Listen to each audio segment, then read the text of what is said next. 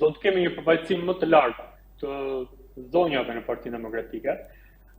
ku do jepet më shumë peshë zërit të tyre, do të kemi përfaqësim më të lartë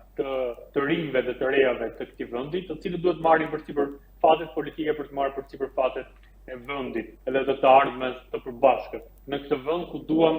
të jetojmë si qytetarë me dinjitet dhe të mos e shohim veten si emigrant të nesërm. Do të kemi patjetër dhe përfaqësim më të lartë dhe më të denjë të përfaqësuesve tanë diasporë, të cilët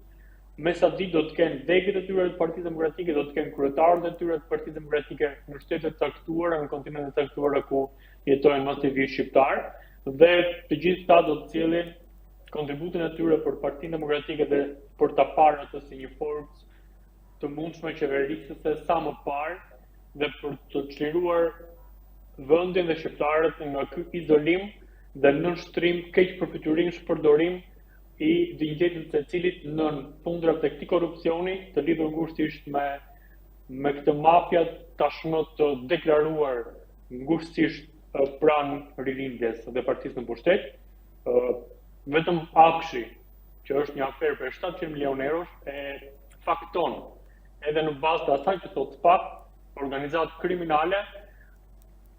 persona tashmë të caktuar,